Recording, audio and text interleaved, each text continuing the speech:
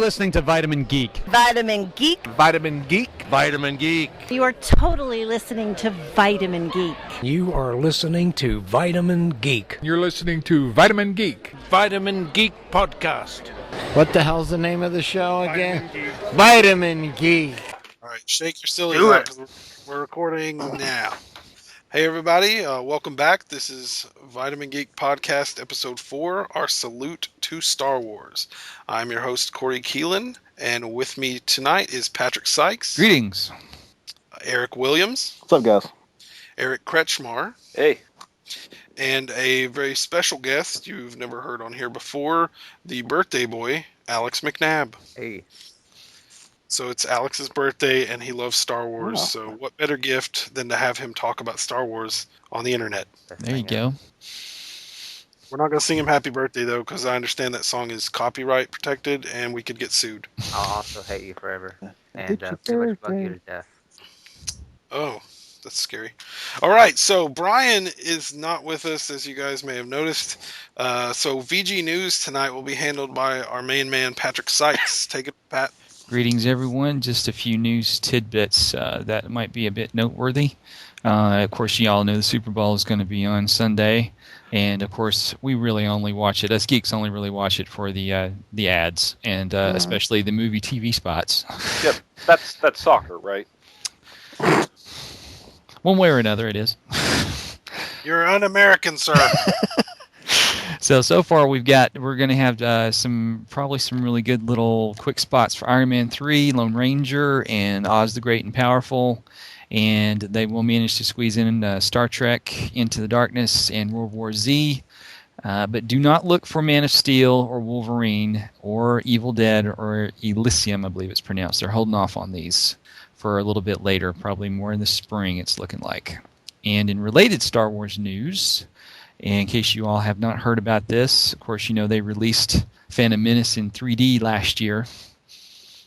Wasn't quite an overwhelming success. Duh. And believe it or not, they're claiming the studio's claiming they're suspending releasing any more of the other films in 3D and focusing solely on Episode 7. But, of course, the rumor mill is also trying to say that it was mostly due because of the returns and people not really going to see the movies. But the studio is also trying to throw another rumor out that they're going to release the rest of them in 3D the closer we get to Episode 7. So we'll see if that actually happens or not. Dude, I'm over this 3D thing. It's such a fad. Yeah, it needs to die again. Well, they're playing. It's part of Disney now, so they just threw them in the vault, so you'll see them like 20 years. There you go. Dude, I love that vault. I'd like to have a key to it. It's under the castle. It'd be awesome. Another little tidbit. How many Zombieland film fans are out there? Yay. There you go. You got 3 right here. Awesome. Well, there is talk Amazon will bring this as a series. They will bring this. They're in negotiations with Sony for a Zombieland TV type series based on the film. And if it goes forward, it would be the first scripted series ever to go exclusive to the online retailer's streaming service. So I would take it you would have to have Prime membership in order to see it. But that was originally going to possibly be a series earlier, but never materialized because right now there's no sequel being planned. That's cool, man. It's a good reason to get Prime right there. Exactly. Especially if you don't have Netflix, because Netflix streaming and Amazon Prime pretty much like mirror images. Mm-hmm. Yep. And one last little bit of tidbit news here. The final roster for the Justice League movie, if they ever get this off the ground, yay! is going to be, of course, Superman, Batman, Green Lantern, Wonder Woman, and The Flash. No more. What more do you need? I'm telling you, it's the main cast. You don't need anybody else. Wow, need Aquaman. That's fantastic. Well, he's not being planned. No Martian Manhunter, no Aquaman, no Hawkman. Down to Keanu Reeves, Aquaman. Gotta happen. Well, they're saying there could be cameos, but no straight up involvement with the main storyline. There could just be cameos for possibly future involvement, like the way they're doing with the Avengers, maybe changing the roster up a little bit. You know what they could do is just pull like the beginning of issue 1 of Swamp Thing, the Scott Snyder New 52 run. Just have like a quick thing with Aquaman under the ocean, contacting the Hall of Justice or something, just something real quick, just to kind of whet your appetite. But the big five is, that's where it's at. Yep. So far, that's it for news. Cool. All right. Well, thank you, Patrick. And Brian should be back with us next week for our next exciting episode. Next up, we've got Reese's Retractions, which I haven't got any this week. No one's told me that I said anything stupid yet. All right, and then we've got listener interactions. So I'm going to read some tweets first off. Earlier we tweeted to ask everyone what their favorite Star Wars character was. Got some colorful responses. Mark Zamora says Obi-Wan Kenobi, of course. And yeah, Obi-Wan's awesome. John Robbins says Jean-Luc Kenobi. I guess that's a stab at J.J. Abrams doing Star Wars and Star Trek. I don't know. Unless is there a Jean-Luc Kenobi in Star Wars? No. I haven't heard of one. No. Okay, so it's Picard Kenobi mashup. Okay. Jeremy Critch, the Critchinator, says, "Wow, hard one. Darth Vader's number one, then followed by Jango Fett and Darth Maul, but I can't exclude Jar Jar. Bad Star Wars fan." That's a hashtag bad Star Wars fan. Yeah. Darth Vader's awesome. Darth Maul, I don't know. I don't think Jango was that great, but to each his own. Aaron Barragan says the Sarlacc pit. Yeah. Pretty much took one of the greatest Star Wars characters ever out. So No, he didn't. He did not. He killed the Sarlacc and climbed his way out. Oh yeah. No, My bad. Expanded universe. Well, he didn't. The way was he fixed his jetpack inside the Sarlacc pit and then flew out. Okay. Regardless, We almost had our gets first that. Vitamin Geek alert on our show. We can't really have geek alerts though because we're all geeks. Let's see what else we got on the Twitter. A lot of stuff about snow in Canada. That doesn't really apply to Star Wars. We also had a question, which I'll go ahead and read it, and we can all take turns answering it. At Vitamin Geek, this is from Chase H. At Vitamin Geek, what is your guys' favorite superhero versus superhero battle? Also, what do you guys think about the upcoming video game, Injustice: Gods Among Us? We'll start off with Eric Williams. Actually, my favorite battle is one I've recently seen an animated version done of Superman versus the Hulk. Have you all seen that guy? Yeah. It's floating around YouTube. I love watching that, and I would really like to see that in a full length, not animated trailer. Well, anime would be okay. That's probably my favorite battle. And as far as what's it called again? The game?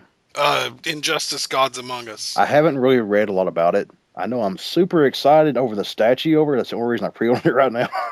Dude, that statue's wicked cool. But as far as the game, I mean, I haven't really read much on it. I mean, it looks pretty cool, but the statue's all about what I'm about right now. Cool. All right, Eric Kretschmar. Well, the only superhero versus superhero I can think of is the Red Sun, Batman versus Superman, and Batman manages to win that one. Yes, sort of. Though, as far as Injustice, it's being done by the same people who put out Mortal Kombat, so I'm not really expecting anything out of it as a game. It'll look pretty, it'll have all the major characters, so it'll sell probably pretty well, but it'll probably be forgettable. Okay, so high hopes from Eric Kretschmar. Yeah. All right, Alex, got any opinions on that for us? I'm afraid I have to disappoint you guys and the great fan base because I'm not a superhero kind of guy. I don't know much about it. That's all right, man. Patrick. Probably the most memorable superhero fight I've ever can remember was when I first read Dark Knight Returns. And seeing Superman and Batman go at it and Batman giving the smackdown to Superman. I just thought that was both of them going at it, and seeing the trailer for the Dark Knight Returns Part 2 coming out on DVD. If it's not, well, it's already out, isn't it, guys? I believe so. Yeah, just came out. I just seeing the trailer for that. I'm just so pumped again to see that, and would love to see that on film. Like if they ever do Justice League, they've got to put those two against each other at some point. Cool. For me, I'm gonna be kind of lame and say Wolverine versus the Hulk. For one thing, it's Wolverine's first appearance, so without that, you have no foundation. And it's kind of cool to see a gigantic guy go up against a really little guy who's really fast and agile and is pretty much at this point, I guess, invulnerable. So I guess I'll go with that one. I'm pretty sure the Hulk beats the snot out of Wolverine in almost every time they encounter one another. Yeah, but you can't keep him down, man. That's the thing. I don't know. Wolverine's awesome. I know he rips him in half and throws him like 3 states away one time. You can keep him down pretty well for a while. Well, okay, and my second part of the question, my thoughts on the DC Injustice Gods Among Us.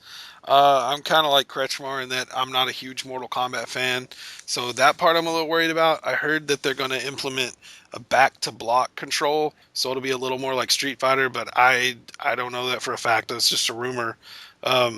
Watching videos of the game, it looks freaking gorgeous. Like, all the characters look amazing, character models are awesome, and the stages look sweet. Like, watching Superman punch Flash into... I just knocked a hockey mask down on my head. Not watching Soups knock Flash up into the sky, up into space, and then fly up and bat him back down to Earth. That's pretty cool. So I mean, as long as the gameplay's good, I'll play it. Yeah. I'm just excited about the DC characters. The problem with Superman is they've always got to come up with some contrived reason he doesn't just obliterate everyone in these type games. Yeah, everybody's got a kryptonite halo or something. I don't know. We'll have to see more about it as it comes out, but thanks for the question. Now we'll go to the Twitter fan page where we ask the same question: who's your favorite Star Wars character? First answer I got from Dustin Stevens was the Imperial Gunner at the beginning of A New Hope. If he hadn't have let C-3PO and R2-D2 go, they never would have found Luke. He would have never looked for Obi-Wan. They would have never found Han and Chewie, so on and so forth. Long story short, it was the single most important piece of the Star Wars puzzle. I never thought of it that way, but kind of rings true. The Imperial Academy really needed to work on accuracy if they wanted to hold the galaxy. Yeah, there was a lot of misfires in A New Hope. Next one we got Brandon Posey. He said R2-D2 even have the Star Wars Xbox 360. So there's some droid love. I think that's the only droid we had mentioned, but yeah, R2-D2 is pretty awesome. Howard Pad Dan LaSure says Mace Windu. Enough said. My wife says Yoda. She really likes Yoda. And Nick Helton says Mace Windu. So a lot of love for Mace. A lot of Samuel L. Jackson fans out there. Now we have a giveaway to do. The Instant Comic Book Collection. Let me reach down here and get my box with the names in it here. Give it a good shake. All right. See who we got. Should we all make a drum roll sound or something? Yeah, go ahead. That'll be fun. All right, here we go. The winner is Mr. Dustin Stevens. Congratulations. I guess your memery paid off, buddy. Master of the memes, now master of the comics. So that's our first giveaway. I guess we'll be doing... I don't want to put a time limit on those. I mean, because we're going to do them semi-regularly, but it'd be a lot easier to do them if we were given stuff for free. So we're working on that sponsorship stuff.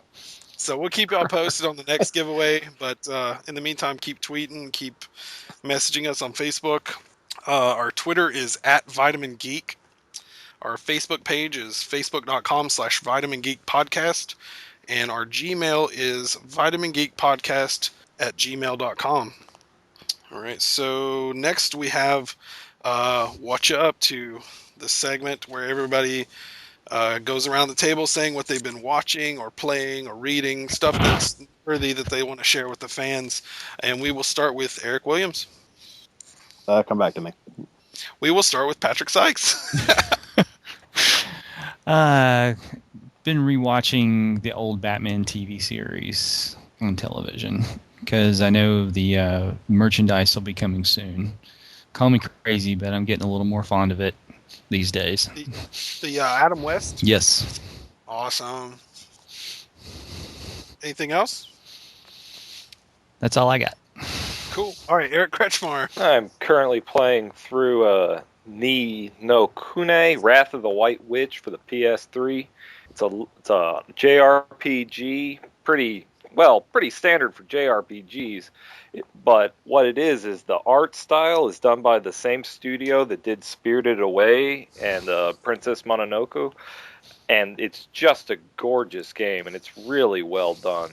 Oh, I love Princess Mononoke. That's an awesome movie. Anything else, Kretschmar?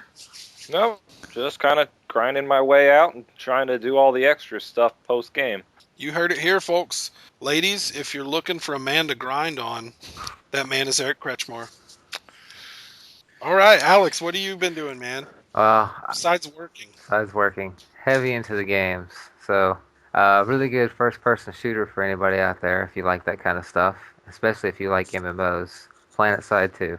It's got battles that have like hundreds of people at a time, up to in one spot, just duking it out. It's like a Michael Bay film in one little tiny spot of the map. And the maps are huge. They cover kilometers. So, great, fun game to play. It's free to play if I remember right? It is free to play. It has the standard microtrans system, so you can buy, camouflage, or you can even buy some of the guns, but it's still very easy to play for free, and that's how I play. So cool. There you go, folks. You can save some money and get a good video game. PlanetSide, that's the name of it, right? PlanetSide 2. Cool, PlanetSide 2. That's on Steam, isn't it? Mm-hmm. Yes, it is. There you go.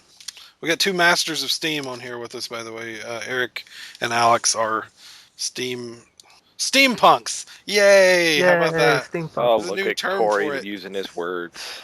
Oh, words. Eric Williams, my man, what you been doing? All right, now I got the mic in order. Have any of y'all heard of a magazine that it started in like the late 50s called Super Science Fiction? I have not. It's an old magazine. It only came out like twice a month. But I originally found this because my grandfather used to read these, and I found a few of these in their old room. They keep all old newspapers and stuff like that. But they just collection of short story writers. They just all kinds of classic science fiction tales. But anyway, a recent con I just attended, I found a book. It's called Tales from Super Science Fiction. And it's some of the best short stories that was compiled over the years in that magazine, all compiled in one book. So I've been going through that. It's pretty cool. I mean, classic science fiction, man. I mean, back from the start of 56 to 78, I believe. Cool. No, I've never heard of that, but it sounds pretty cool. Might be worth something. Well, the book isn't because it just came out, but the magazines are if you have any of them. Oh, well, there you go. All right, cool. Anything else, man? That's about it right now. Of course, I started watching a new TV series again. Every year, I usually go back some old TV series I haven't watched, and I'm started rewatching Farscape. If any of you ever watched that? Oh, yeah. A little there. It's by far my favorite television series to date. I mean, it's just one of those I just fell in love with the story, and every year I have to go back through the series once a year at least. Cool. Yeah, I've watched a little bit of that by your recommendation, in fact. It's a fun show. Yeah, dude, had some really cool makeup effects. It's all about Jim Henson too. I mean, if y'all like puppets, I mean, it's really well done. It's a good story, good puppetry, stuff you don't see much today. Cool. Well, that's for me. I've got one reading suggestion, and then I've watched a documentary. Keeping with the Star Wars theme, I've been reading the Thrawn trilogy. I guess I'll clarify that it's the graphic novel version rather than the actual. I don't read books without pictures. I mean, I can, but why do that? It's suspect that you can, but we'll continue. So the Thrawn trilogy, I'm only through the first book, which is Heir to the Empire, right? Yeah. Mm-hmm. Okay, so Heir to the Empire. At first I was like, okay, whatever. Dude, the book is freaking awesome. I took some notes on it. I said that Leia was completely a bad A, and that's true. I think that her character was kind of whatever in the movies, but then, like, expanded universe, she's pretty awesome. I mean, she's pregnant with twins, which aren't out at this point, but she's, using force powers, using her lightsaber. She's pretty and I put a note here that Luke has leveled up. And that's true. I felt like Luke did some awesome stuff, man. Like this, the first time that I saw outside of a video game, some of the tricks he was doing, throwing the lightsaber and just doing some of the like massive chaotic damage he was doing. And there's blood in this book too, which is actually weird because I thought that the lightsabers were so hot that they would cauterize the wound instantly. Yep. But except for that one time in the cantina. Yeah, That's true. But whatever. I mean, the blood's cool. I don't know. The art's pretty good.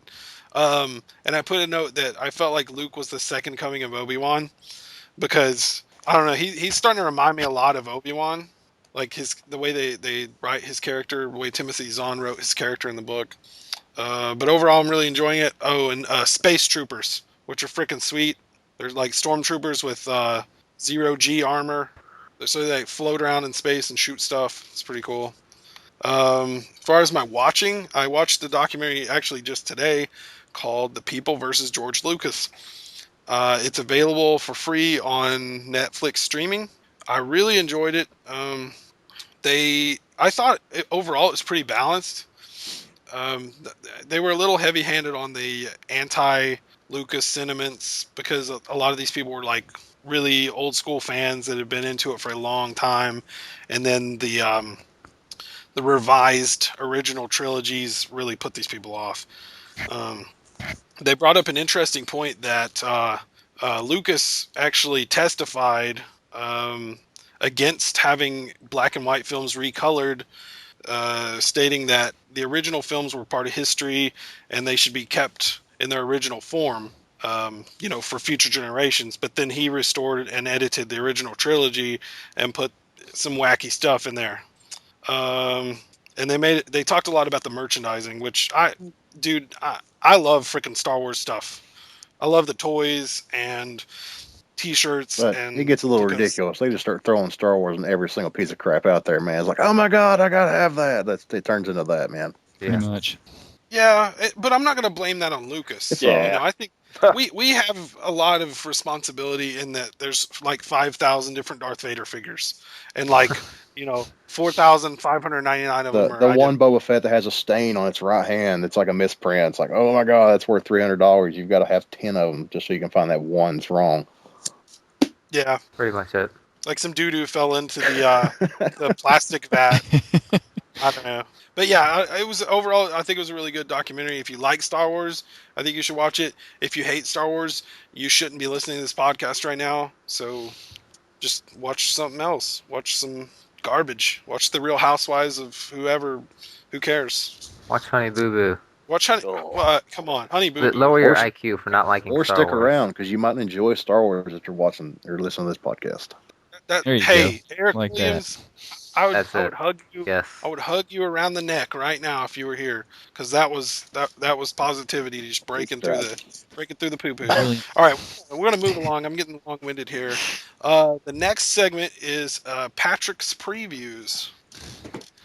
Okay, folks, and keeping with the Star Wars theme, that's what I'll cover in this month's preview so far. We've got, of course, got a number 4 issue of the new Star Wars comic coming out, and that would be April. But also, I did read that the first issue of this new series that Dark Horse put out has sold out, completely sold out. I mean, they sold that one faster than they've sold anything in quite a while, and they're already going to a second print. And they are also already offering alternate covers. So you guys who go to the shops, you'll definitely want to let your dealers know you're interested in those alternate covers, because I know one of them is going to be the Alex Ross sketch cover of number 1. Awesome, dude. So you definitely get on that. I got a question for you, Patrick. Yo. Do you feel like Alex Ross is really what's drawing the fans back to buying that new comic? I feel in part people who have actually really got talent, because there's so many people that just, I don't know how they're getting published, but they're getting out there. And the fact that Ross is really at the core, he is very much a cover artist that can really draw people in. He draws some of the best covers I've seen in who knows how long. And I think, I do feel like that's part of the appeal, but I also do feel like the other part of the appeal is the fact that the story is between episodes 4 and 5, and that even the interior art is really, really good. along with the story. I think those for me those go hand in hand. That's a time period that's like really, really near and dear to people, like during the original trilogy, like we said earlier. So yeah, I agree. And dude, Alex Ross, I would buy a poster of anything he drew because that guy is, well, I guess painted, I should say, because he's amazing. It's like the Norman Rockwell of superheroes. Yeah, Totally. And then you've got, of course, this year is the 30th anniversary of Return of the Jedi, so that will be commemorated in the Star Wars Insider magazine come spring. That's awesome. issue 141, so keep your eye out for that. You'll have, of course, Jabba and Leia on the regular cover, and then, of course, the previous exclusive cover will just have Stormtrooper on the front. And for everyone who loves Star Wars illustration, they're going to have another volume of Star Wars illustration. It's called Star Wars Art Illustration hardcover. They've had previous volumes, but this one collects the best of these types of artworks, and that will be out coming in the spring. It's going to be like another giant coffee table book, just artwork. Yes. Cool. Yep. Yeah, I mean, put me down for that. I mean, and for all you family-friendly people out there, there's in the merchandise area, the Star Wars Ice Sabers Ice Pop Kit and Cookbook. So you can make lightsaber popsicles. With the little dude, I'm totally in. You have the little lightsaber handles, and you can make your make stuff like that. And for all you ladies out there that are big Star Wars fans, Star Wars handbags available in checkered or A New Hope styles. Because all the ladies need more handbags. There you go. They do. But if they're Star Wars, then why not? Absolutely. How can you not love that? Encourage it. And then, of course, for all the gentlemen, you've got Star Wars billfold wallets. These are two-fold, and one will have Fett, and the other will have Fett and Darth Vader from the new poster they released, the new cover art they released for Empire Strikes Back special edition. So you got a little merchandise going on there for you. Very cool. There you go. Anything else? That's it. That'll do it. All right, cool. Well, we're going to move right along here. Now is the main event of the show. We're doing it a little differently tonight. Since we have fewer people, I asked the guys to prepare 3 lists. One list being their top 3 picks for heroes of the Star Wars universe. And this can be movies, books, video games, whatever. As long as it's, I guess, canon. Top 3 heroes, top 3 villains, and then top 3 grrr moments of Star Wars that make you angry, like the top 3 things that you don't like about Star Wars, because I figured that'd be an interesting little argument to have. So up first, for your number 3 hero, Mr. Sykes. That'd be Han Solo. Awesome. Why is he so endearing to you? He just went his own way, made his own way in the universe. He did his own thing, pretty much played by his own rules. Out there surviving, doing his own gig. It's a good pick. Also, if I could say just for a moment, Harrison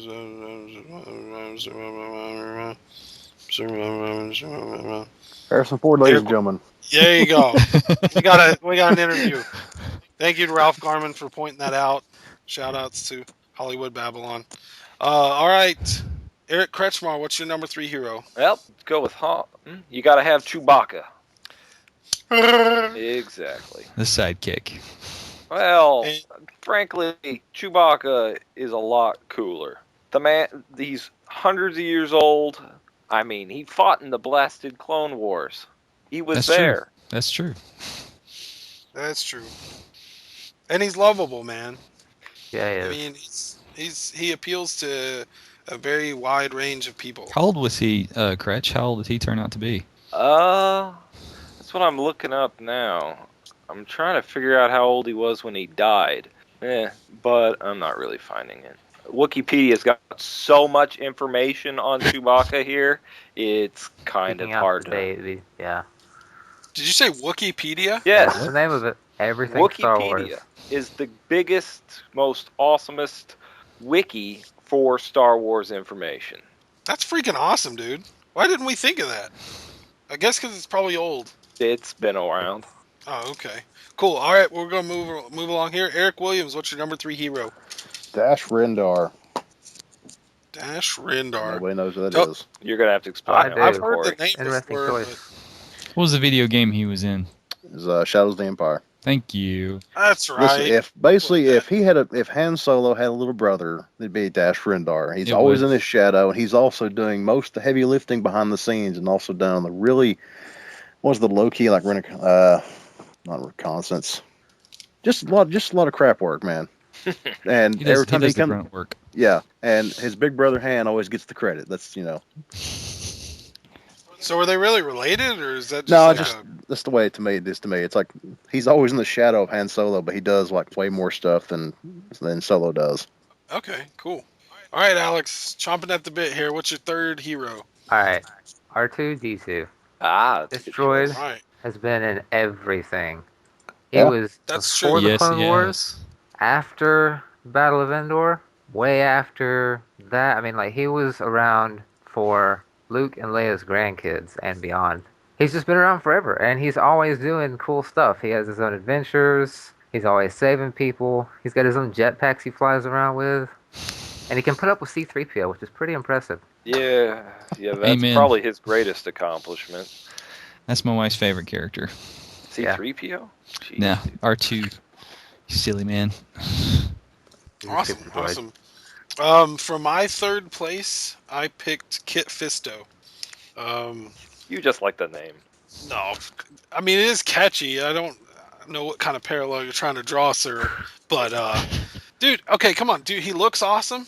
You know, I'm a sucker for, like, special effects makeup. Kit Fisto has one of the coolest looks of any character, especially any Jedi, in any of the Star Wars movies, as far as I'm concerned. And he was awesome in the Clone Wars cartoons. And But didn't get enough screen time in the actual movie. he didn't get enough screen time, period. Yeah, he just, like, although, I mean, we've been keeping it pretty spoiler-free, but if people haven't seen the Star Wars movies, then they need to go watch them and, like, pause this for a minute, go watch those movies and come back. But, I mean, he does make it to, like, a key point where a bunch of Jedi who are, like, high level go down. You know what I mean? Right. Like, I felt like he went pretty far. I think he was underused. I'd love to, like, read more stuff with him in it. Awesome character. He does some pretty awesome stuff in the expanded universe. Cool. See, there you go. That's what I got to look into. I'm guessing the the Clone Wars. Yes, you will have novels? to read all the stuff before the Battle of Yavin. Clone War novels especially are a really good start. And now everybody knows exactly why Alex is on here. Besides it being his birthday, dude knows more about Star Wars than a lot of people. So he's talking about it like I'm a a nerd. freaking scholar. Credited. All right, cool. Patrick Sykes, number 2 hero. Yoda. Ooh, Yeah. what a good choice. I'll tell you, when we went and saw the Clone Wars, I mean, yeah, it may not have been the best one. Yes, Hayden Christensen may have brought the movie down and not been the best choice for Anakin Skywalker, but when it was Yoda versus Dooku, that crowd, we all went crackers. We all went nuts when that happened. And, of course... That part was awesome, yeah, man. and, of course, when you get to Revenge of the Sith and it's just him and the Emperor, you knew it was going to be something cool. And it's just so awesome. I can't wait for my daughter to finally watch these movies because I know that she'll probably go right after Yoda. I know she'll probably like Yoda right away. That brings up an interesting point. You being a dad, especially, what point do you think in a child's development do you think it's appropriate to show them the Star Wars movies? Probably we're planning about 8 or 10 because it's going to be kind of harder to get her to, or at least for us anyway. We're going to hold off showing her, especially Revenge of the Sith, till she's a little older as well, because of how violent that one gets. We're really safeguarded on that kind of thing. That one is pretty dark with the younglings and stuff. That's Mhm. and that part kind of, I don't know. That movie drives me a little bit bonkers, especially that part. It's a bit ridiculous. I remember the whole theater was quiet when it got to that point. Yeah. Yeah, that's like, you don't really feel that way in any of the other Star Wars movies at any time. No, it's a pretty big downer. Yeah. Anybody else got any input on the age restriction of Star Wars? Nah. Okay, so we'll go with like 8. That's probably when I watched The New Hope. I don't know. I watched like Universal horror movies pretty early, so my parents were kind of liberal on what they'd show me. Kretschmar, what's your number 2 hero? All right. You probably are going to say, hey, this guy's a villain. But I'm going with Boba Fett. Because, really, he wasn't a bad guy. he was just, yeah, he worked for the Emperor, but who the heck didn't work for the Emperor during this time? He's just trying to make a buck. Yeah. He's trying to survive. He hated Jedi. He found a nice little legal job to do his thing. And I mean, later on in the expanded universe, I mean, he is a good guy. I mean, he helps bring down various Sith and whatnot that start showing up. He leads the Mandalorians against the Yuuzhan Vong. Which is pretty impressive. Yeah. And probably Alex and I are the only ones here who know who the Yuuzhan Vong are, but they're basically the villains for the expanded universe. Just these bioorganic... all their technology, like their spaceship, is like a giant spaceship fish. I mean, it's all organic, and they are completely absent in the Force. Mm. If I saw a giant fish flying at me, I would be freaked out. Oh, yeah. They're freaky. So that is pretty scary. Eric Williams, number 2. Mine's Plo Koon.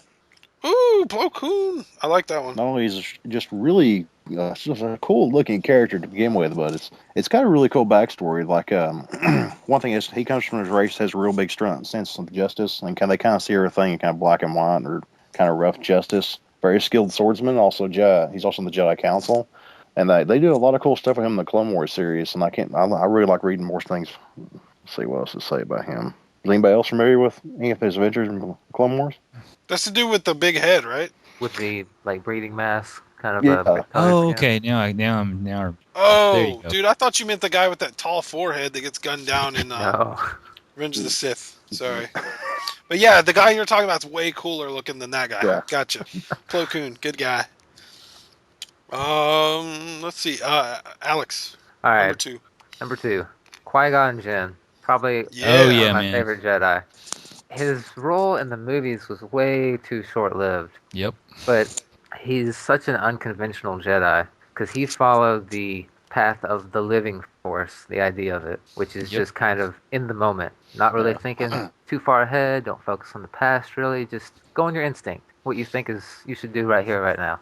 And, it worked out for him until he got stabbed, but, he was also the one that relearned and then taught to Yoda and Obi-Wan how to become a Force ghost, how to keep your identity after death. Yep. Pretty much the only people doing that before then were Sith, who were basically just trying to live forever. Yeah. Yeah, and the regular Jedi hadn't known how to do this for hundreds of years. It's long forgotten. But That's the thing is I hope I'm not trampling you there, Alex. I apologize. That's cool. It's like if anyone out there has not read the novelizations of the movies, they're not watered down versions. They're actually better than the prequels turned out to be. And like Alex was saying, he's so underused in the movie, Qui-Gon Jinn is. But when you read the books, you find out a lot more about what's going on with these characters. You find out he's 50 years old.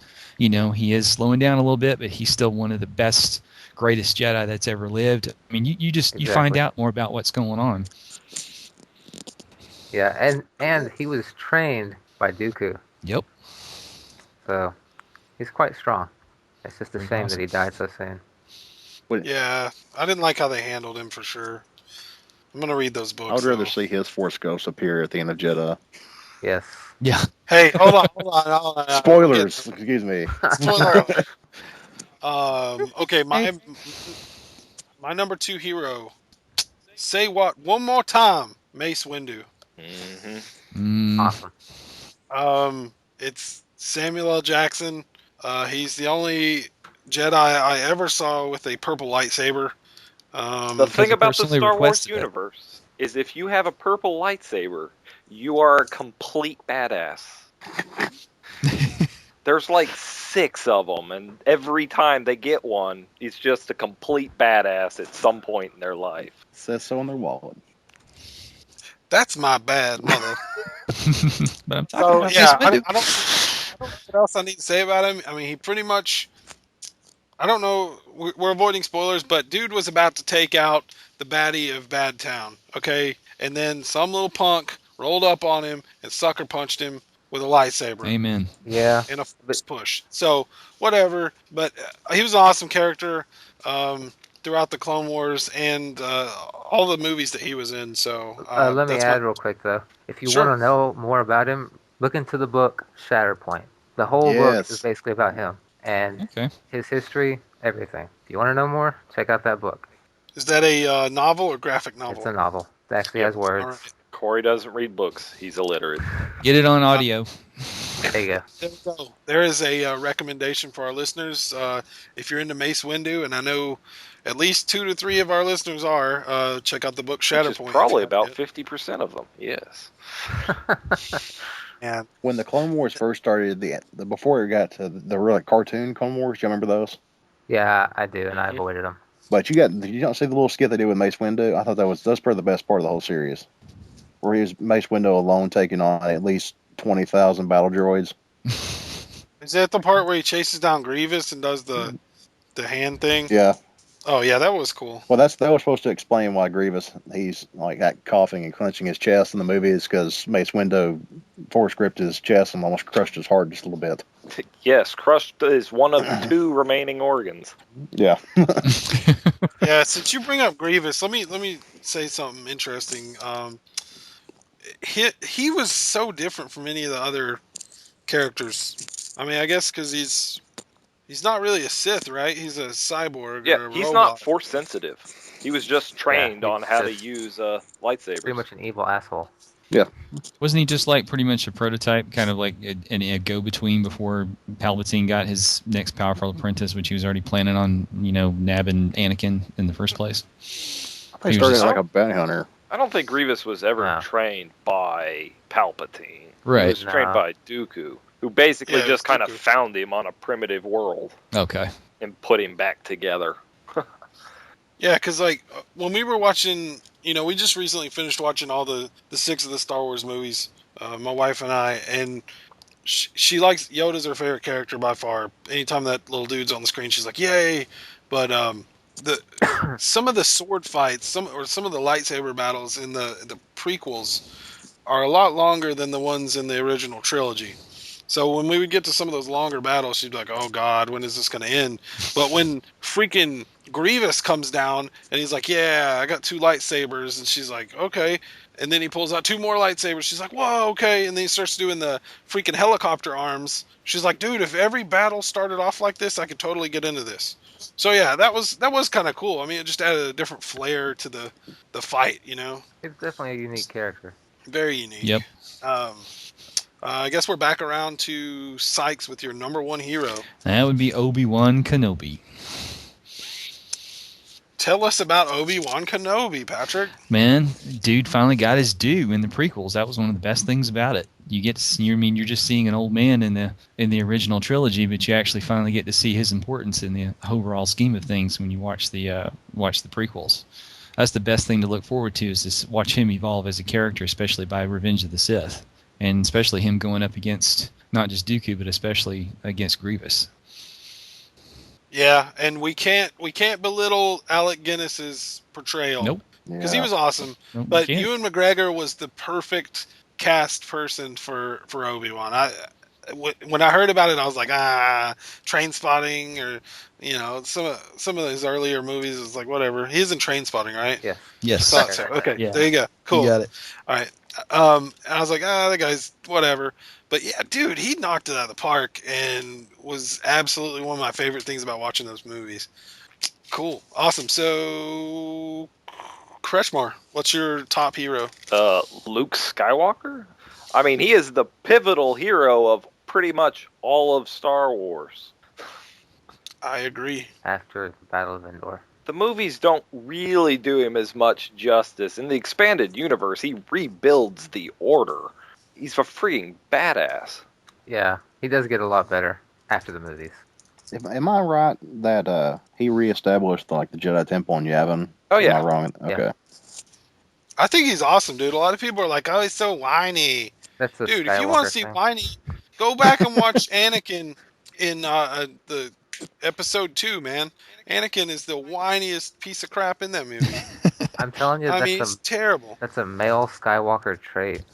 Pretty Women are pretty much. awesome, but I didn't think Luke was that bad. I mean, he was just like, "Oh, I want to go to Tashi Station." I mean, the one part, dude.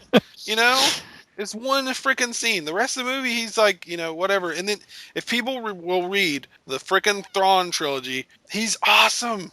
Dude's a great character. I'm sorry. I'm gonna get off my soapbox. Eric Williams, what's your top hero? Mine is Patrick, Obi-Wan Kenobi. Amen. All right. Do you want to say anything else about Obi-Wan? I'm trying to think of something. Well, I really don't have much else to say. Okay. If you think of anything, let us know. I was reading under the There you Wikipedia the other day.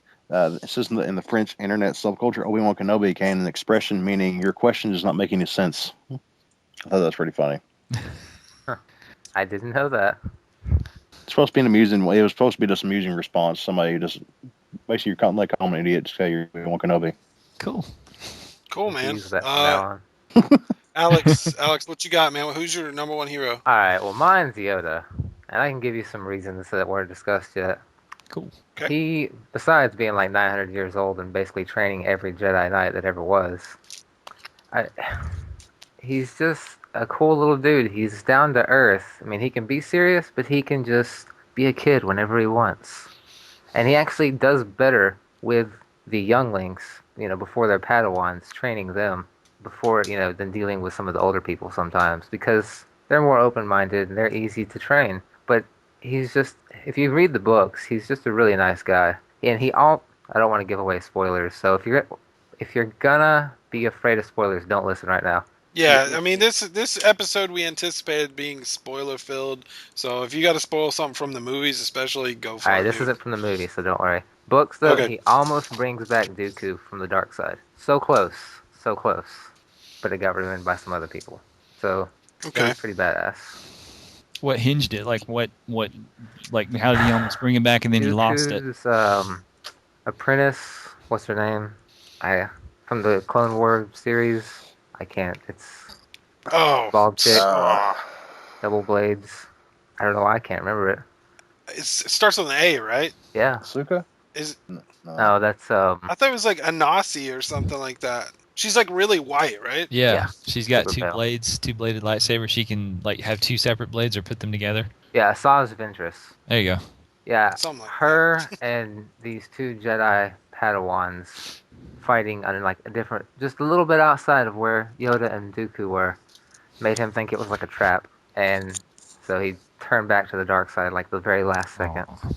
So close. So close. Almost ended the war right there. But yeah, spoiler alert, over. All right, cool. My number one, it's been said before, Obi-Wan Kenobi. I don't know what else to say with the guy other than he's just awesome. He seems like if I was to pick one person from the Star Wars universe I wanted to party with, it'd be Obi-Wan Kenobi. Because for one thing, he's not going to go nuts and break all my stuff. And another thing, he just seems like a cool, down-to-earth guy. And, he's a good character. He always was level-headed and seemed to be very concerned about people's welfare. He's definitely the model Jedi. Model Jedi. There you go. That's good. All right, so that's all our heroes. Anybody got anything else to say about heroes before I just go back through the list? I'm good. That's it for me. Okay, so kind of interesting. The only two heroes that we had duplicates were Obi-Wan and Yoda. Obi-Wan was mentioned 3 times. Yoda mentioned twice. Mace Windu, Kit Fisto, Han Solo, Chewbacca, Dash Rendar, R2-D2, Luke Skywalker, Boba Fett, Plo Koon, and Qui-Gon Jinn. So really, our list was all over the place. That's unusual, but very cool. I guess there's so many characters in the Star Wars universe, you can just go all over the place with it. So cool. All right, well, now we're going to go to villains. So we're going to get a big list of Darths. Yeah. Patrick Sykes, would you kick it off for us with your number 3 villain, please? Count Dooku.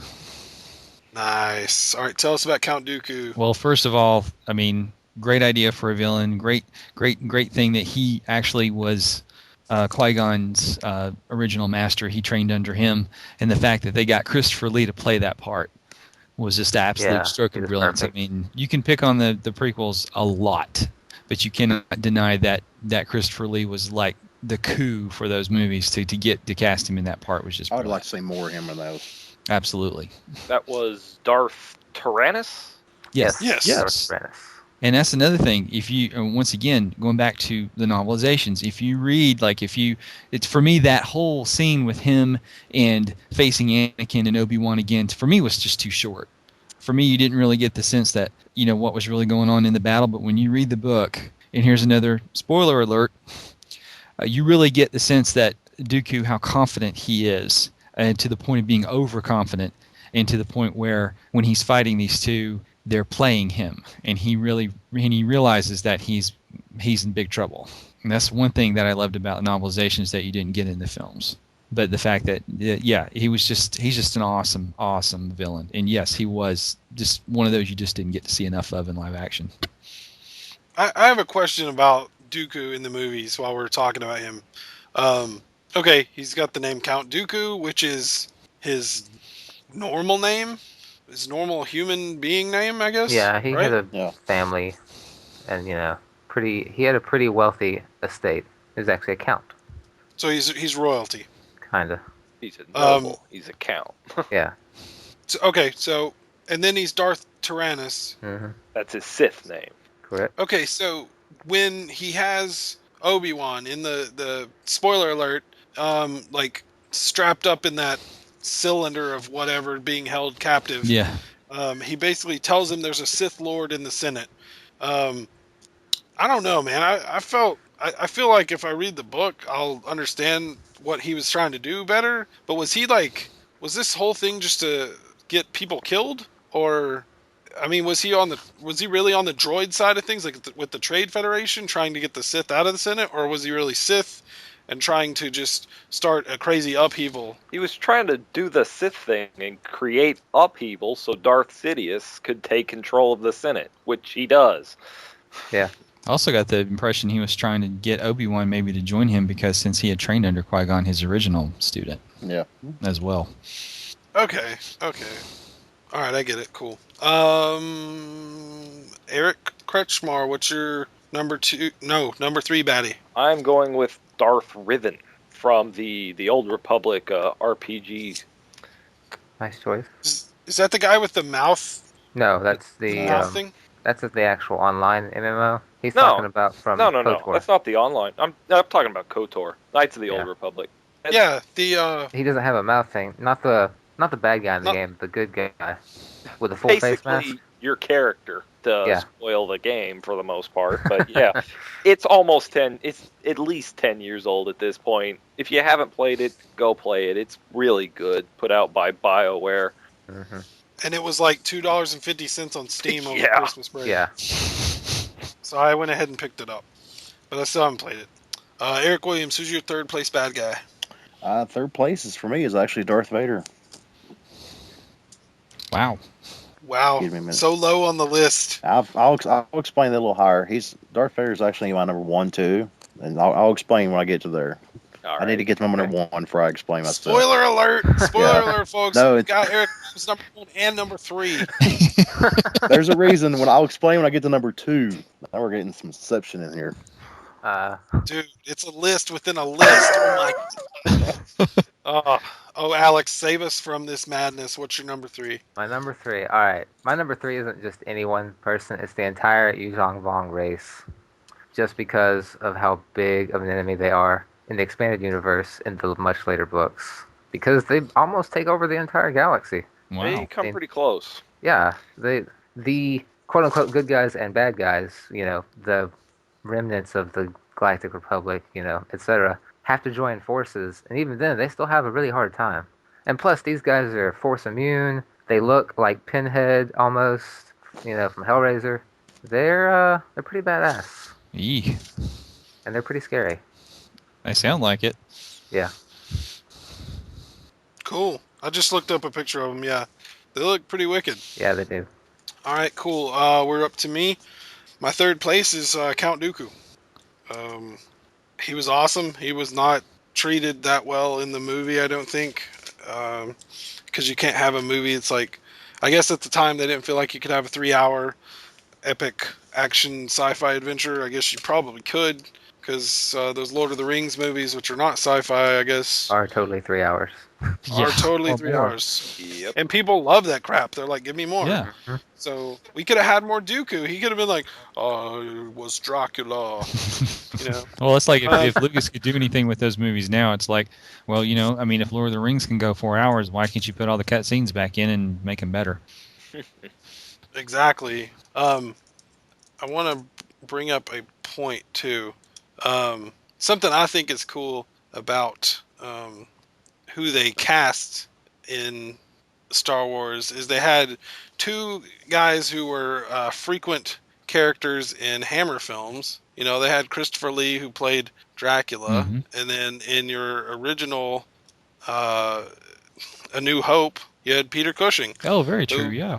He played Grand Moff Tarkin, and he was, I think he played Van Helsing in a lot of the old Hammer movies, which I like horror movies, obviously. So I thought it was kind of cool that they had 2 Hammer actors. They may have had more, I don't know, but those 2 really stuck out for me. So yeah, you had Dracula and Van Helsing. Cool. Sykes, number 2. Darth Maul. Another one that really didn't get the justice he deserved. Exactly. So tell us about Darth Maul. He's just freaking scary, dude. That guy's just scary. From minute 1, when you see his hologram image come up behind Dooku, or excuse me, behind Palpatine when he's playing as Sidious with the Federation guys there at the table. I mean, when you see that, you're just like, okay, this isn't good. I mean, and all he needed to do when he faced the Jedi back on Naboo, all he did was the door opened, and he just looks up. He doesn't have to say a single word. The hood comes off, the lightsaber comes out, and hey, that's it. Yeah, dude, he was pretty awesome. Yeah. All right, Kretschmar, number 2. I'm going with Darth Krayt, who is from the way in the expanded universe. He is a Sith that was actually born on Tatooine.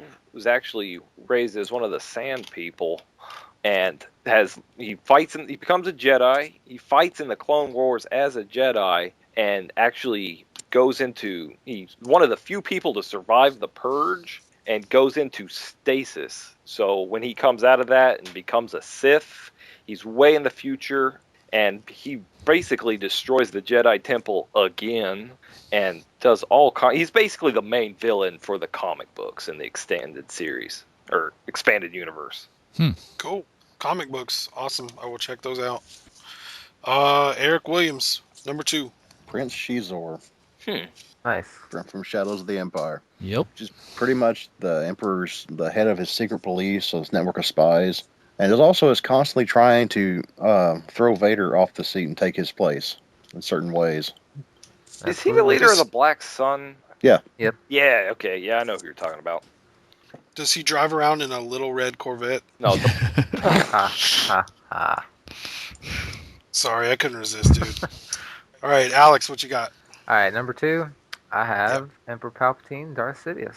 Yeah. Because he orchestrated the entire, Clone Wars, played the Federation for fools, the Republic too, then took over the galaxy. He plagued them for years. Jar Jar Binks. Yeah, no, I know, right? And spoiler alert, he didn't actually die at the end of the original trilogy. He became a Force ghost and hopped into one of his many clones, then took Luke as an apprentice, and, it took him a long time to actually finally die permanently. The dude was around for a while, causing a lot of havoc. It's pretty badass. Cute. Wasn't there a storyline somewhere that he's actually Darth Plagueis the Wise? No, that was his master. Yeah. Okay. Who created Anakin through the Force. Well, they tried. The Force fought back and made Anakin as kind of an anti what they wanted. Yeah. Wow, there is a lot of fiction out there we need to get our hands on. Yes. George Lucas would take for $50 would make your fanfic canon. There's a lot of weird stuff. I wish he would, to be honest. And I'd just give him the expanded universe and call it mine. All right, cool. My number 2, Darth Maul. Double-bladed lightsaber. Like Patrick said, he's scary looking. And that's his whole race, though. His whole people look like that. Are they all like? Is the red and the black? Someone clarify this for me, please. Is the red and black, is that like tattooed, or is that just the way his skin is? That's just the way the race is Supposed to be what his genetic. race is. Yeah, So it's just genetic. Yeah. Okay, I never did get a clarification on that. Good. No other character. Ray Park is awesome, and I felt like he did. I mean, with the exception of Yoda being a CGI character and flipping around like a madman, Darth Maul does some of the coolest moves. You know, so Ray Park's like a real martial artist, so he can do all that stuff. But I mean, the fight between him, Qui-Gon, and Obi-Wan is really awesome. And what's the song that plays Duel of the Fates? Yeah. That song is freaking awesome. Okay, that whole moment was great. I mean, I like episode 1 better than I like episode 2, but like that moment is really really cool. I And can't tell you how many times when the video game came out for the first PlayStation, that Phantom Menace game, and one of the bonuses or the bonus was the music video. Yeah. We played that till I think the PlayStation just finally puffed up in smoke. I mean, we just played it over and over and over again. I recorded it off when they showed it on television, like the world premiere. Right. That's back on VHS, kids. And I watched that so many times. It wasn't even funny. yeah, he's really awesome. I think he's another character that did not get enough shine on the screen. Definitely. All right, we're to number ones, I think, right? Yep. Mr. Sykes, what's your number one? Boba Fett. Yeah, Cretch. He wasn't a bad guy.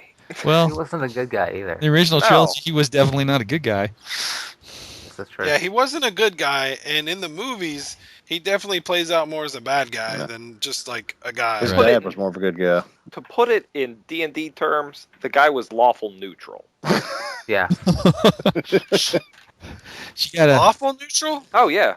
Chaotic neutral, I'd say. No. Yeah. No. He followed I would the go rules. I'd go with true neutral.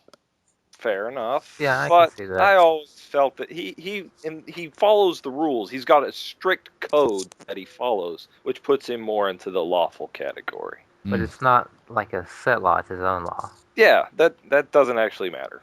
So you're saying he has a moral compass somewhere. Yeah. But that compass is steered heavily by money. No, it won't be steered at all. Not even enough money could make him do something he wouldn't. Really? No. Really? He's a traumatized little boy, okay? Because we all know, since they didn't show it in the movie, spoilers, we know once he picked up his dad's helmet, the head fell out, okay? Even though it didn't show it on camera, we know what happened. It did show it on camera if you look really close. Did it really? Oh, yeah, if you look, watch it again, you will, I don't think you literally see the head come out, but you see the shadow of it come out. You see the shadow come out. Hence, older children watching the movies, not younger. Which, by the way, young Boba Fett is going to be in Chattanooga at Con-Nooga, and we are going to be there at the con. So, nice. Everybody, if you're around Chattanooga and you like conventions and you like Star Wars and geeks, come on out, shake our hands, say hello. We would love to chat. Amen. Kretschmar, what's your number one baddie? Yeah, it took some thought, but in the end, it all comes back to Vader. The man was just awesome. I mean, most of the really awesome stuff the guy did was not in the movies. Yeah. Like, you'll probably get this while you're going through the Thrawn, but the man had whole planets that worshipped him as a god. That's how powerful and awesome this guy was. Didn't he? Okay, the Force Unleashed. Isn't at the very beginning? Isn't there an Imperial Star Destroyer coming towards him, and he just like force pushes it? No, that's the Apprentice. Oh, that's Starkiller? Yeah. Oh my word! Yeah, I thought it was Force Unleashed is technically canon, but I try to ignore it. Yeah, it violates some rules, doesn't it? Not really, but it's just bad writing. It's bad writing for Star Wars. Bad writing. What about the I books? respectfully disagree. What about the books? I haven't read the books for the Force Unleashed. Oh, okay. Eric Williams, who's your number one? Mine is Darth Vader also. All right, now are you going to explain to us this mystery of? Oh yeah. Well, it's hard for me to pick three because to me, Darth Vader is one of my favorite characters of all time because again, he's done a lot of evil things, man, but also through little small hints and stories. I mean, he also is inhuman. Like, there's just one piece of artwork I really love. I have it hanging on the wall. It's he's sitting in his what do they call that little pod he sits in on the Star Destroyer? Meditation chamber. Yeah, and he's sitting there with his helmet off, and he's got a, kind of his hand over his face, and you see a silhouette of like Padme above him. I've seen that. Yeah, I remember that. It just kind of that stuff makes you think. Like he's got to also live with all this stuff. Like somebody can be that evil and still think about all this stuff. And also, like, there's a story. Y'all familiar with his castle? His actual private residence. If I'm not mistaken, I believe it was in Shadows of the Empire. I believe it's on a different planet, but something it's on. It's also there's one. It's right next to the Imperial capital. It's a small little castle. It's really imposing. Has little tall walls, towers. But he has this little personal droid in there. It's probably one of the most supposed to be the most deadliest droid in all the galaxy. That is programmed every single sword fighting technique known. And he fights with that thing 4 hours a day, every day, which I just thought was really cool. I mean, there's a lot about this character. You could do a whole podcast on this one character, I think. Wow. Yeah. I had no idea. I'm sure. Yeah. I mean, I'm sure he. I mean, for a villain in Star Wars, he did get a lot of really good screen time. Yeah. But I'm sure expanded universe stuff, he's really just got some super cool stuff out there. And movie wise, I mean, people can hate on all the stuff you want. One thing I like to look at is like people who've never seen it now, you really get to see, because Anakin is the chosen one. You get to see the chosen one stray off the path, but spoilers in the end, you actually get to see he did fulfill his prophecy, in a way. He brought balance to the Force 2 and 2, right? I mean, so if you look at the whole, that's pretty awesome, man. Yep. Cool. All right, man. Good choice. Alex. All right, number one. I'm gonna throw everybody off because I don't have any Sith on here. I actually picked a human from the Empire, Admiral Dala, and she is from the Expanded Universe. She was in the Empire, had a lot of issues being a woman in service because they didn't take him seriously. But Tarkin, if you remember him, took her under his wing because he saw among other things. Mm-hmm. Yeah, they had a relationship just terrifyingly creepy. Because he saw how talented she was, and she was sent somewhere with a whole bunch of other people to research something in like a black hole cluster, and came back after the end of the original trilogy, and almost started another war. Came close. She got defeated, but it was pretty crazy how she went taken down. But then she did come back a second time for a second galactic civil war, and then again, when they had this nice little merger of everybody, she tried to kill all the Jedi again. Did a pretty good job, too. Wait, what is her name? Admiral Dala?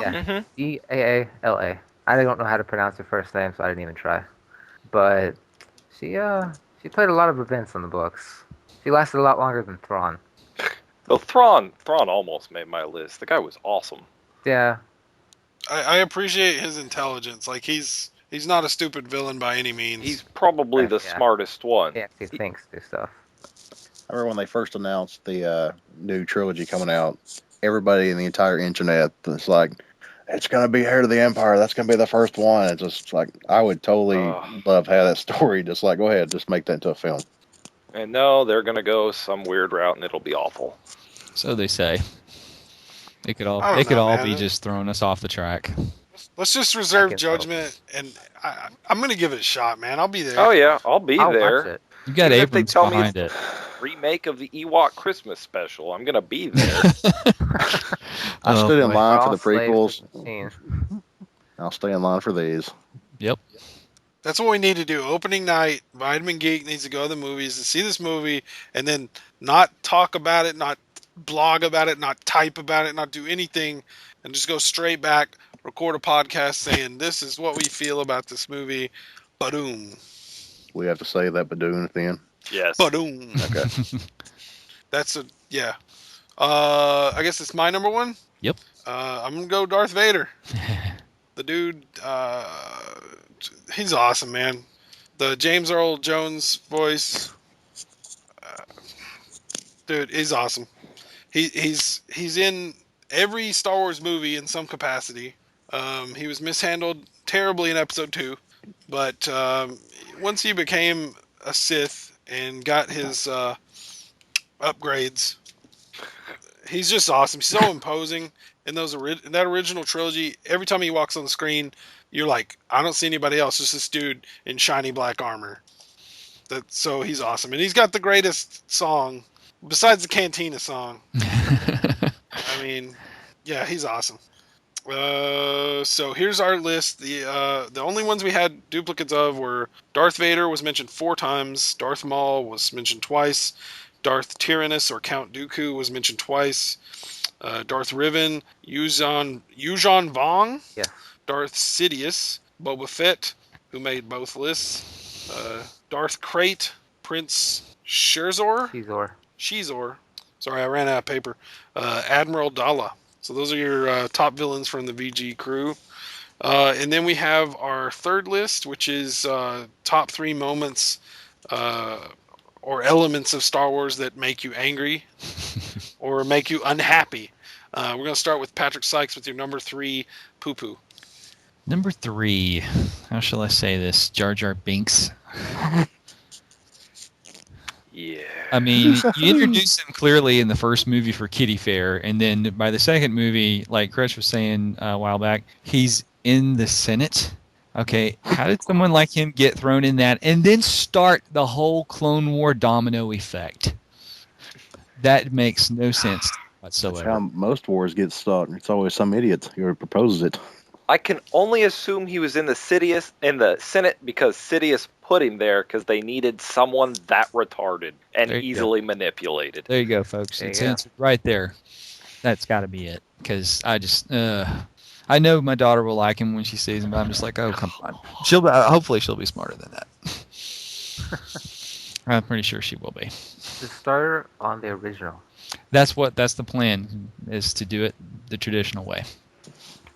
That's how we did it, because Susan hadn't seen any of them, so we started with The New Hope. I think, plus, watching the quality, like, I mean, I don't like the original trilogy better than I like the original trilogy better than the prequels, obviously.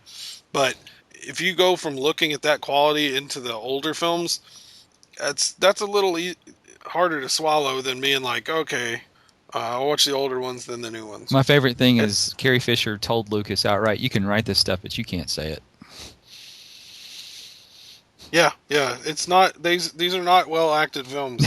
For the most part. None of There's no oh no, you say that Oscar-winning performances going on. No, you say that proudly. Yeah. All right, Kretschmar, I know you got something.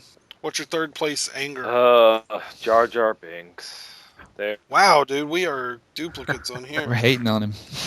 He's just so hateable. It really is. All right. So there's nothing to like.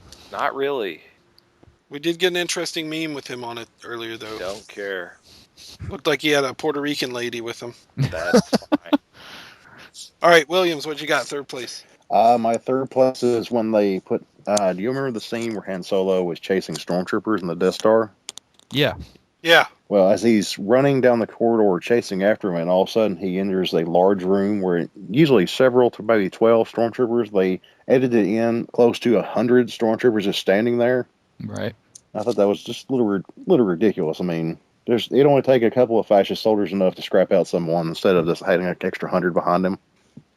And it was a poor edit too, because all the troopers he's running from, they're like kind of like a dirty white kind of color, and then you can perfectly see these CGI gleaming white armored stormtroopers behind them. It's just pretty funny. It's shabby editing, really. All right, yeah, that is annoying. Alex, what's your third place? All right, third place. Boba Fett being knocked into the Great Pit of Carkoon by Han Solo, who's suffering from carbonite blindness. Yes. Like, he taps a button on the back of his jetpack. Why it's there? I don't know.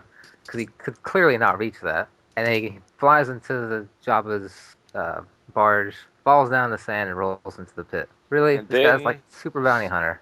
And then we have to listen to Boba Fett's dead. No, he's not. For the rest of Star Wars history. Yes.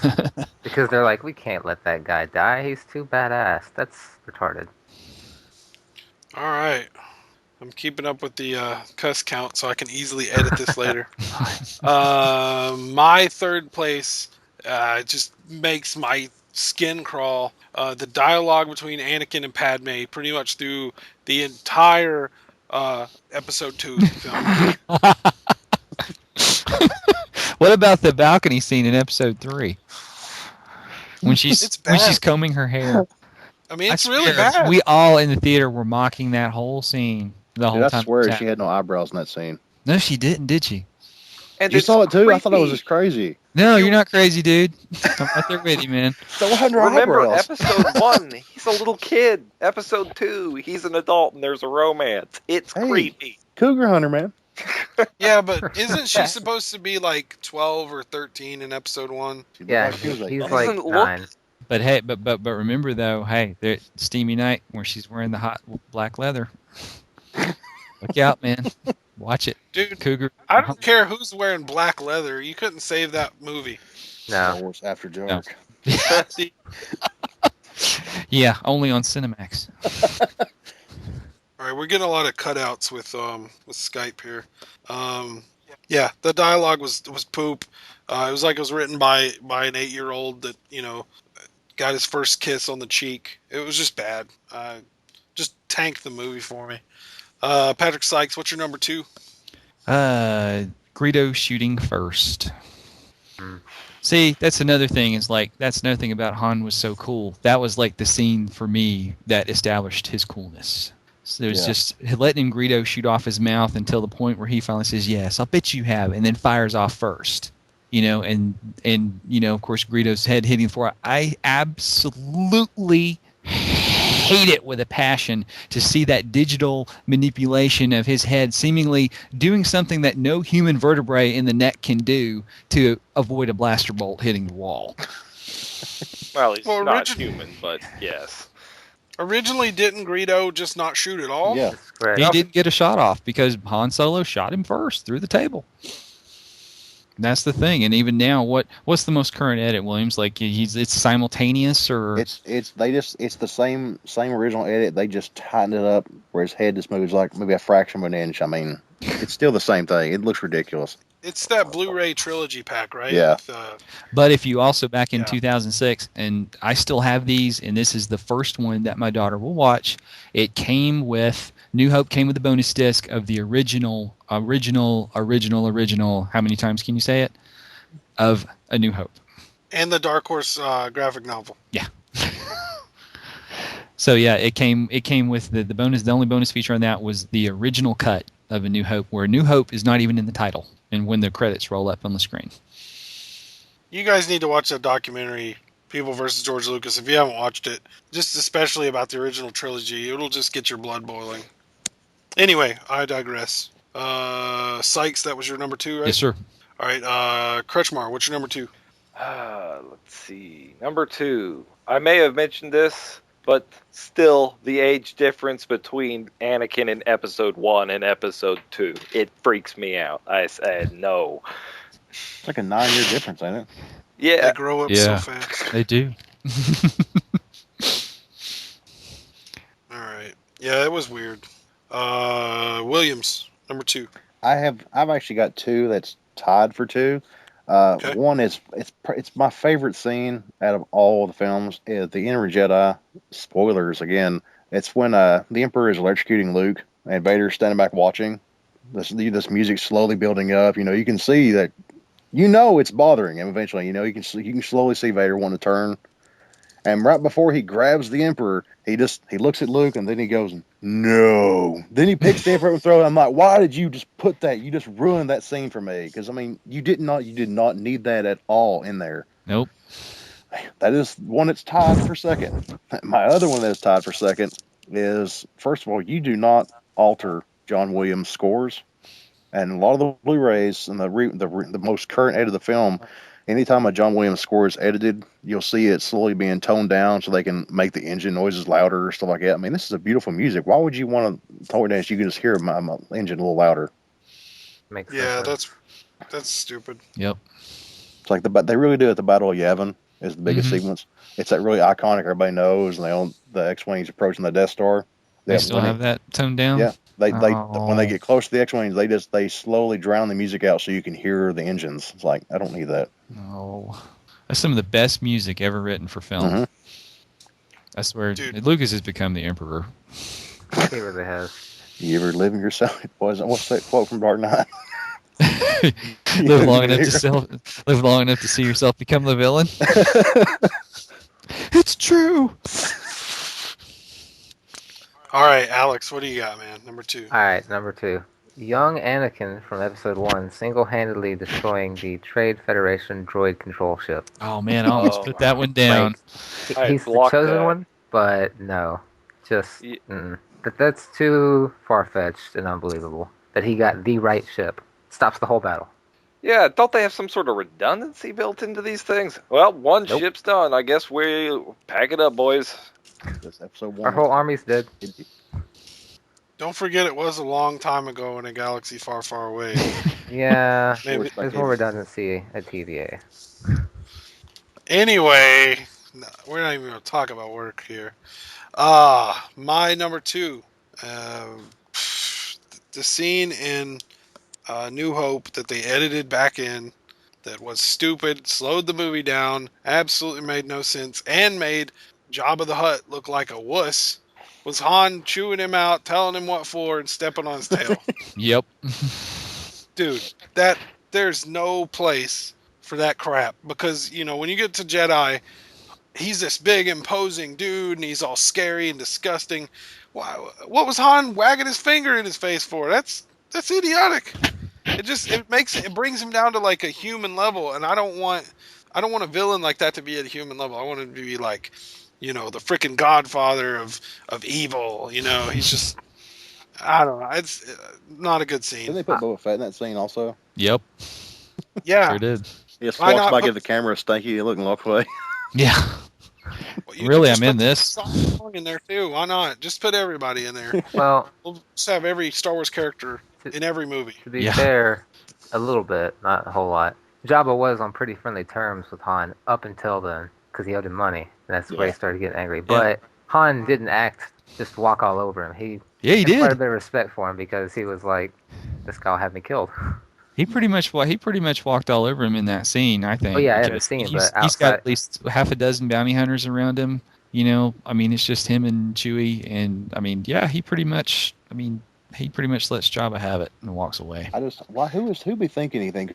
That scene was shot with him actually talking to a live actor. Right. And when he walks around the actor, I mean, why would somebody in animation like, okay, we'll just have him step on Jabba's tail? It's like, why would you even do it? Just don't even put it in there. It didn't look good. It didn't even look good. The whole thing is like when we were kids and we were growing up with this stuff, you don't know what Jabba looks like. You hear about him. You hear Han talk about him for 2 movies. And then by the time you get to part 3, you get to episode 6, you finally get to see what he looks like. And he is absolutely repulsive. Yeah. It's a shock. It's a surprise. When you watch the special edition, that's all gone. And actually, for me, I think it would be a letdown because he doesn't look good in that scene. I don't care He's how got diabetes in front of the Jedi. He can't move around. It's crazy. All right. So that was my number 2. Patrick Sykes, what's your number 1? Well, getting back to all the haters of Lucas. Last I've read, last I've heard, and I guess he'll take it to the grave with him unless somebody absolutely starts an insurrection and raids Skywalker Ranch. I would be the head of that, by the way. There'd be a fight for the head of that line. There you go. We'll all just storm it. The original prints, the original versions we saw in the theater, Lucas has said and declared they are work prints that will never see the light of day on any form of high-definition format of home video. Oh, yeah. He has proclaimed those as work prints, and I'm just absolutely one to knock the beard off of his face. I will buy work prints happily. Yeah. Come on, man. You've got what? A wedding coming up? Come on. Those are expensive. Take my money. Technically, those should follow Disney. Exactly. I mean, but it's like, you know, that's the reason why when those 2006 versions came out and they had the originals we grew up with in the theater as the special disc, and I told the wife, I said, hey, look, they're re-releasing these. I've got to go get them. She says, no, you've already bought the set from 04. Why the heck do you need to get them again? And I told her what was included. She says, go get them now. I don't care what it costs. Go get them now. Because that original print was included with that DVD. And that's you married a good woman. Amen. Yeah. Thank you very much. All right, we're going to move along with the hate fest. Kretschmar, what's at the tippy top of your hate pile? All right. I'm unique here, but I've got a story that'll make you laugh. I hate the friggin' parsecs. How Han's like, it made the Kessel Run in under 12 parsecs. Because a parsec is a measurement of distance, not time. However, nobody knows what the Kessel Run is. The Kessel Run is how close he managed to get to the Kessel black hole. So he was under 12 parsecs trying to escape, I think it was an Imperial patrol, and they were all sucked into the black hole, and he made it through. Correct. Now, why this is a particular peeve for me is because I was in an astronomy class, and my professor was going, this is why Star Wars is wrong. See, parsecs is a measurement of distance, not time. And I go, no. You've got it wrong. The Kessel Run is how close he got to a black hole. And this is me basically yelling at the professor in a crowded lecture auditorium. If I was there, my friend, I would have applauded. I'm sure you were yelling. Okay, cool. Eric Williams. Number 1. This should be number 1 on a lot of people's list. Replacing Sebastian Shaw with Hayden Christensen at the end of Return of the Jedi. That was a tie for number 1 for me. I almost put that down. I mean, why would you do that? I don't know. It makes no sense. Is he still even credited at the end of Return of the Jedi? I can't remember. I think so. Yeah, I think he is. Probably. I mean, we hope so. So when you become a Force Ghost, you become young? I mean, apparently. I understand what they was trying to do. That's when he was still on the light side, but still, man. It's when he went bad. Yeah, it was unnecessary. That's just insane. If you look at the face he's making, though, that's not his good face. That's his, I just turned evil. I'm evil freaking Darth Vader. He should have gone back to when he was a little kid. It's not even that, dude. It's like I just walked into a crowded room and I just farted. That's the kind of face he's making. He's been around my dog tonight. That's probably what it was. All right, agreed. That's poop. Alex, what's the top of the hate pile? Top of the hate pile. Padme dying of a broken heart. Amen. Like, really? Hell kind of crap is that? No will to live. Her heart just wouldn't work anymore. No. Couldn't accept that one. And once again, in the book, I believe he injures her. Well, yeah. Now, see, I could see it because Anakin does force choke her. Yeah, he force chokes her and throws her against really the rock. Did do good for her, but he didn't kill her. He held back apparently, or I mean, Obi-Wan distracted him, and she survived that. She's okay. She probably would have survived if she just, gave a crap. Yeah, she basically. I don't care. I can still win him back. I can do this. I married a boy for this.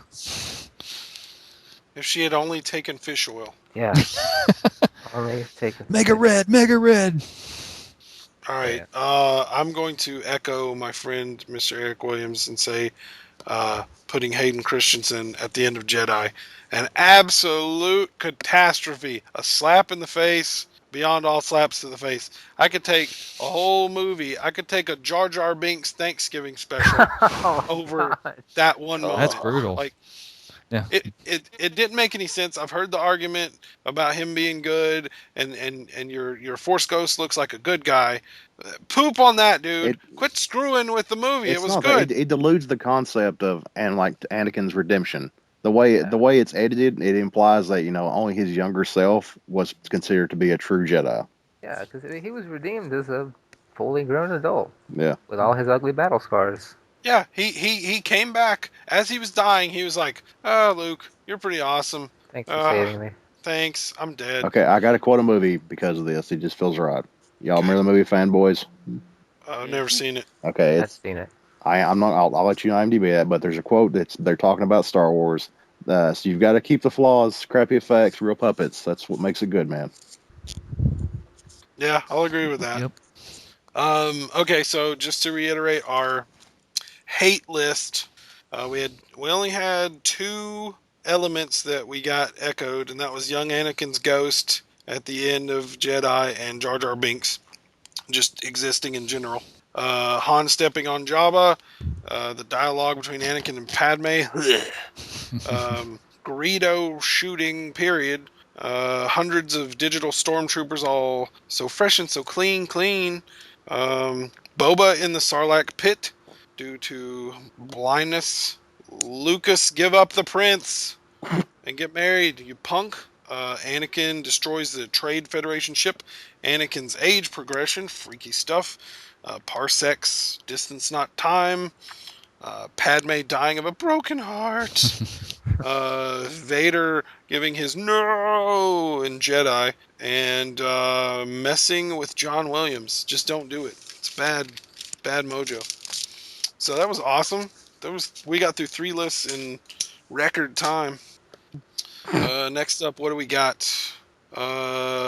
Just upcoming movies you guys are stoked about, or things you might have heard about Star Wars upcoming, or any other movies you guys want to just mention. Start with Patrick. I'm still psyched about this new version of Evil Dead. Yeah, dude. I saw that movie on video years and years ago, and at an age I probably shouldn't have seen it at. And that was one of the earliest horror films that really just traumatized me.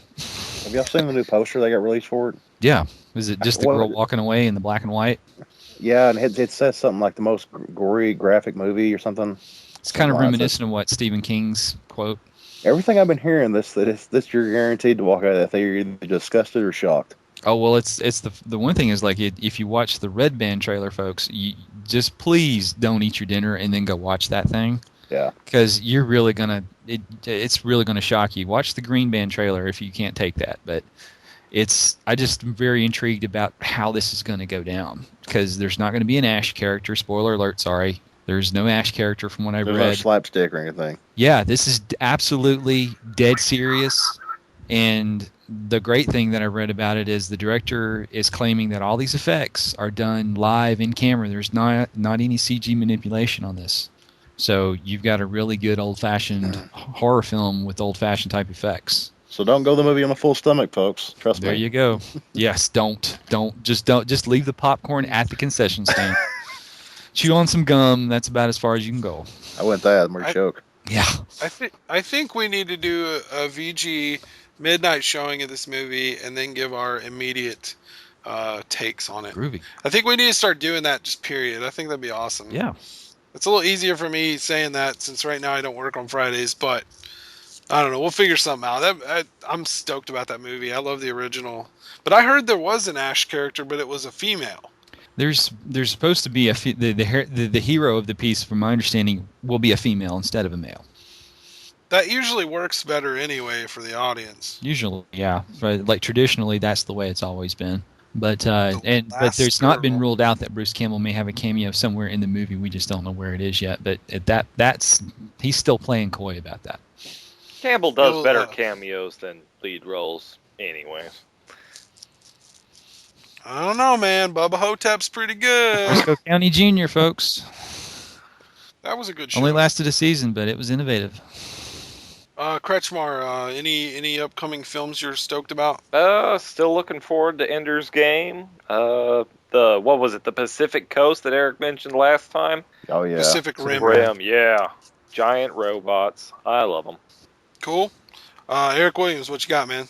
According to the movies, the ones I mentioned last week, Pacific Rim and Oblivion. I really want to see the new Stallone movie, Bullet to the Head. It's just a 80s cheese movie, man. I went and saw The Last Stand with Arnold Schwarzenegger. Just because, I can literally say I have seen every single one of his films. And yes, I'm including Pumping Iron. Man, some of these guys need to hang it up, man. But that movie bombed, man. Yeah, but it barely made 10 on the list. And all right. Go see it if you really want a good cheesy movie, but that's about all I got right now. Or just wait for the red box. Keep those red boxes in business. I love the red box. All right, Alex, anything you're looking forward to? Well, Pacific Rim, as it was said. Iron Man 3, of course, like pretty much everybody. And even though it's at the end of the year, I look forward to the next Hobbit. Oh, yeah. The Desolation of Smaug. It should be good. Cool. That's the first mention I've even heard of. I mean, I knew it was going to be a trilogy, but... Yeah. No one has seen The Hobbit right now. Go see it. See it in 3D. Dude, I haven't seen it. No, trust me. Trust me. See it in 3D. Is it like Avatar 3D? Yeah, or it's like... not like crap popping in your face, but you get immersed in the environment, dude. Okay. I'm not kidding. I'm saying I watched it in 3D, and I forgot for a minute I was in the theater. I know that sounds ridiculous, but you just get sucked in the environment, dude. It's really worth it. Cool. All right, well, we'll check that out. Personally, I'm just looking forward to Evil Dead. Looking forward to Iron Man, of course. The new Thor sounds like it's going to be amazing. Anything comic book related that's going to be in the movie theater, I'm stoked about. And I'm trying to go into it without expectations, but I am looking forward to episode 7. I think J.J. Abrams is a good fit. Oh, and the new Star Trek, that Into Darkness, is going to be pretty awesome, I think. Yep. The first one did not disappoint in the slightest. But yeah, so I'm stoked about those. Couple things I wanted to mention. Tomorrow, at this time tomorrow, Eric Williams and I will be in Atlanta, Georgia, at the Days of the Dead con. May have a couple of our other friends down there too. We don't have like a booth or anything. We're just going to be hanging out and, being con nerds because we like to do that. So that'll be a lot of fun. My first con in a little while. And then we've got Connuga's March 1st. At least 3 of us will be there the entire weekend, just hanging out. So definitely, if anyone is at either of those cons and wants to come up and say hi, you can look on Facebook or Twitter and stalk us by our little pictures, because we will be there having a good time. I'm not even sure who all the guests are at the con tomorrow. I believe it's going to be. I believe it's going to be everybody. And dude, I don't believe the website has everybody listed because they're claiming over 50 guests are going to be there. Really, that's a ton on that website. Yeah, there's not 50 on the website. That's a bunch. Cool. Well, I got a new digital recorder, so we're gonna try to get some shout outs if we can, unless they're like, oh, I want $100 for a shout out. I'll be like, I want to walk away because I'm not going to pay you to say your name. I'm sure we'll get one of the Walking Dead zombies give us a shout out for $30. I ain't paying nothing, dude, for somebody to say, hey, you're listening to Vitamin Geek, and I was zombie number 4 on the stairwells in Dawn of the Dead. I got hit in the head with a shotgun for 5 seconds. Daryl shot me with his crossbow. Speaking of, I want to talk about next week's episode. Since we've kind of been keeping each episode compartmentalized. Woo! Nice word. The next episode will be all about The Walking Dead. Comic books, the show, it will probably be rife with spoilers. So please, if you plan on listening to next week, watch the show, get caught up, read the comic books, talk to your friends about it. We're going to pretty much fill the entire block with talk about The Walking Dead because next Sunday, which is the 10th, right? Yep. Will be the premiere of season 3.5. They will start back up where they left off with the mid-season break. So I'm salivating over it, and I know everybody else is really pumped about it. We're all big Walking Dead fans.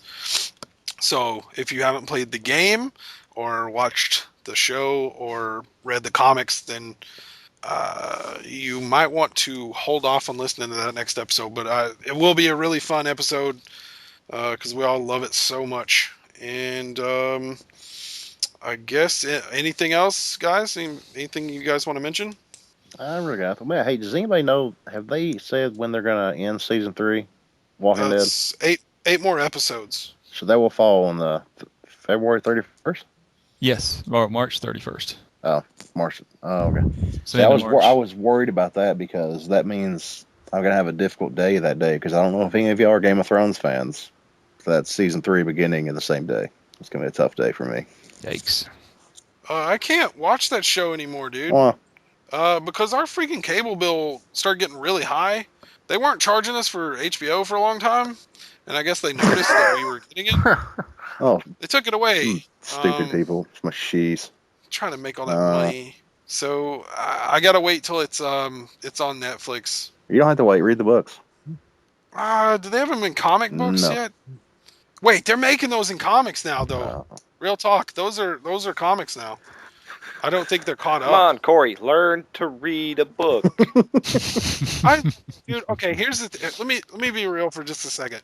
Okay, I like to read now that I'm older and I like sitting on my butt a lot, but I mean, comics have the whole thing, man. They got the art and the writing has to go together, and when it goes together very well, it's awesome. You get the same experience you get from that book. No, you don't. You've got the movie effects. You lose stuff in translation. I mean, I'm not saying comic books are bad, but to completely say, comic books are better, no. And especially with, like, the Game of Thrones, which is very, very, very in-depth, you're going to lose a lot, or each comic, or each book they do will be like 800 comic books long. Yeah. Okay, so there's a lot of story there. I get it. Anyway, quit bad-mouthing comic books. I'm not. I'm bad-mouthing you. There's a difference. Where's that disconnect button? All right, so I'm going to have to set up some sort of macro to just kick Kretschmar off whenever he gets all salty. Anyway, I guess that's it for our episode tonight. We will be seeing you guys next week with The Walking Dead. Signing off, it's Patrick Sykes. Good evening, folks. Eric Kretschmar. Read a book. Promoting literacy every week. And build an arcade cabinet. All right. Eric Williams. We'll see you later, guys. And the birthday boy, Alex McNabb. Thank you for having me. It's been great. Dude, yeah, it's been a pleasure to have you on here because, we could have had a whole episode just me interviewing you about your Star Wars knowledge, I think. I mean, I wouldn't have known what questions to ask, though. It would have been a problem. I'd have been like, why did this happen in the movie? You're like, well, in page 3 of the expanded universe. See, that's why you gotta read. There's much more Star Wars books than there are the comic books. Not that the comic books are bad, but there's just a lot of good books. I will read some books. Read the Thrawn trilogy. You already know you'll like it. Or get the audiobooks and do like Ben. Yeah. Yeah, that would be cool. All right, anyway, folks, we will... Oh, another congratulations to Dustin Stevens for winning our drawing, and you will have some comics very soon. Everybody tweet us at Vitamin Geek. Facebook us, facebook.com/Vitamin Geek Podcast, or email us, vitamingeekpodcast@gmail.com. We'd love to hear your questions, suggestions for the show, or just whatever. We love to give shout outs to people who listen to us. So anyway, I'm Corey Keelan, reminding you that Vitamin Geek Podcast is the only podcast that gives you your recommended weekly dosage of all the things geeks love. Night, guys. Woo-teeny. Take 2 of these and call me in the morning.